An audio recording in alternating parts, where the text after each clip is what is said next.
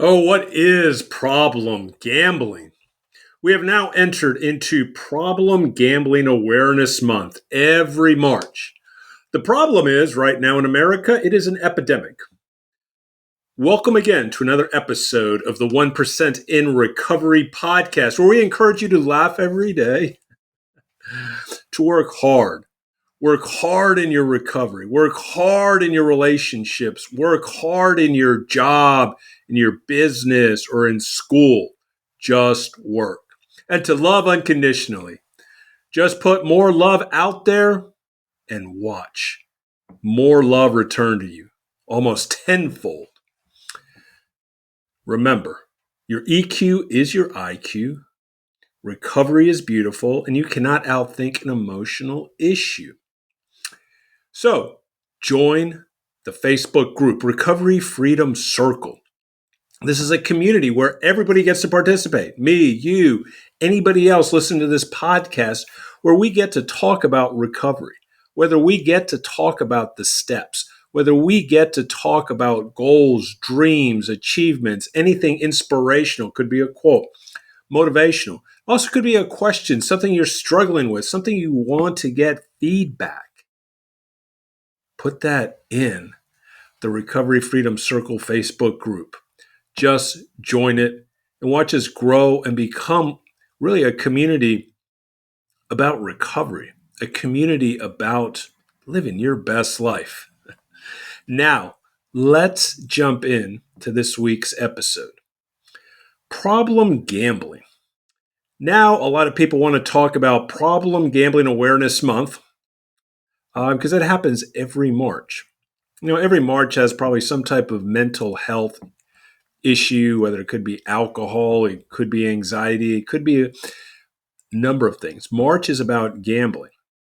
And because gambling has now become the new shiny toy, the new shiny addiction, the one that a lot of people do not quite truly understand. Compared to anything of a substance, whether it's alcohol, or drugs, or a pill, gambling's a little bit different. And different than sex addiction or sex love addiction or people who go into some type of video game. Now, you got to understand, no matter if it's gambling, video games, relationships, sex, porn, sex workers, alcohol, drugs, weed, coke, heroin, pills, opiates, all that stuff is a person just trying to escape. And right now, we got to really try to understand problem gambling. A lot of times people want to think that they start to look at their gambling once they start getting into some type of financial distress.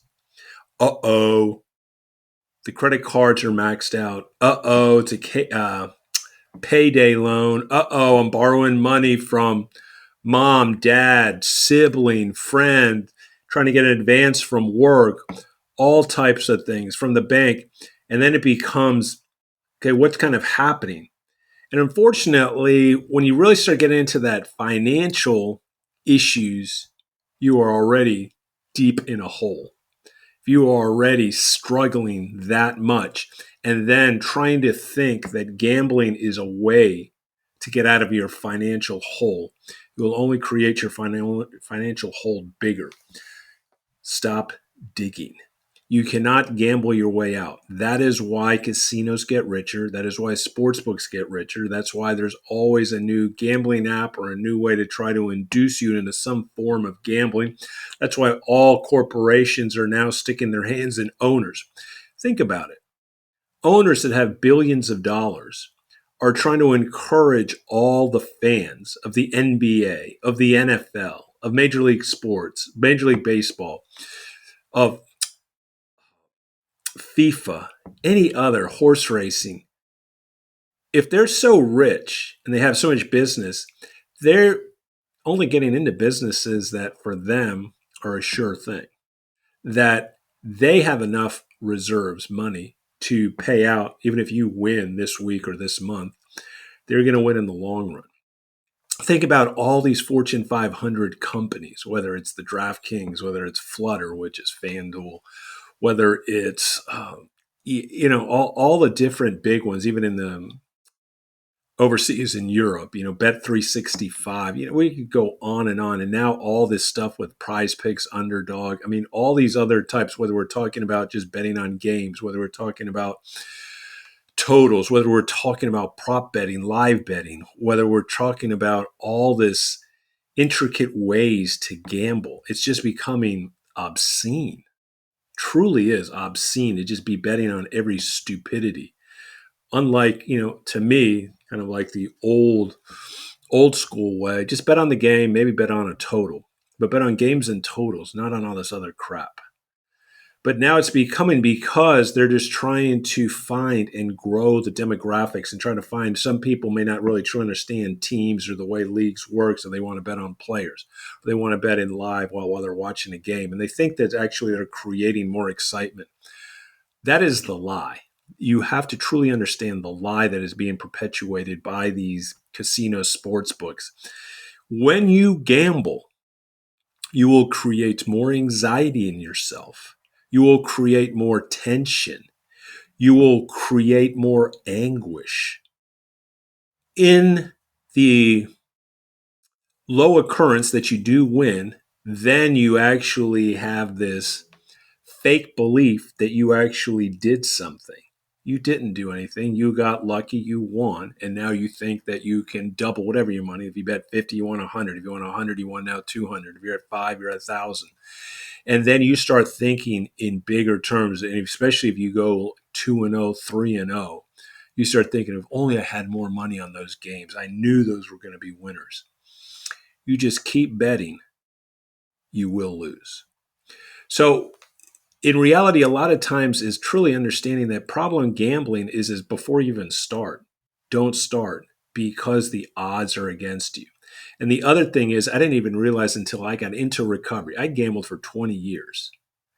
I didn't truly understand the extent of my gambling. I thought I was just gambling during the games or the horse race. That is a false. I was a sports bettor, NBA, NFL, Major League Baseball, horses. Those were my bread and butters. Every now and then went to casinos.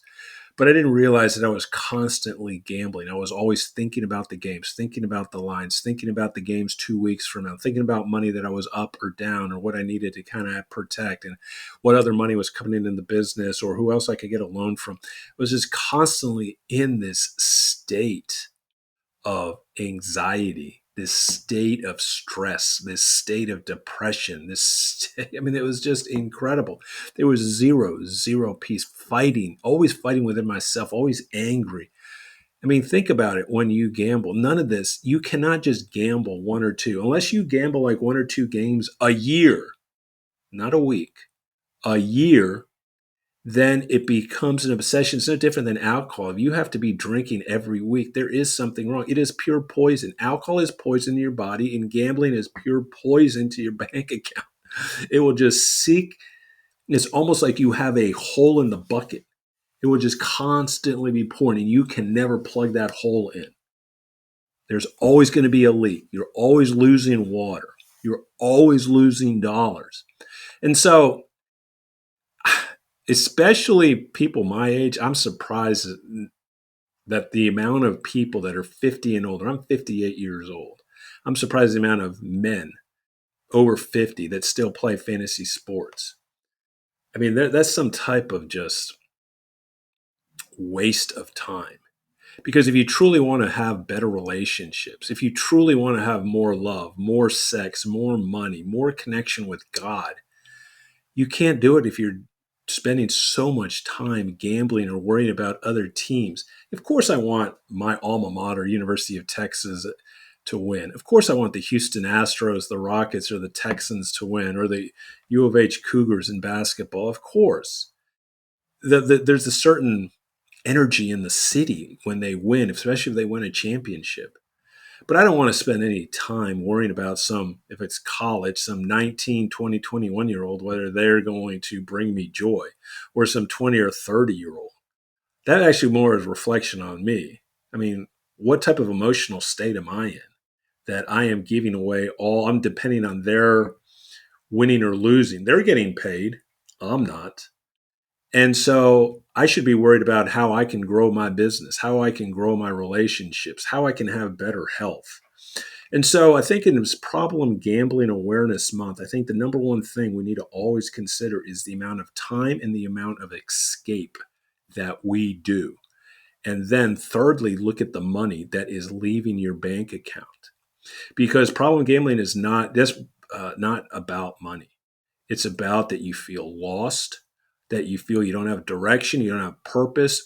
And then deep down, there is a lower sense of self esteem. Because I didn't realize when I probably walked into my very first meeting of problem gambling, my self esteem was probably at a 2.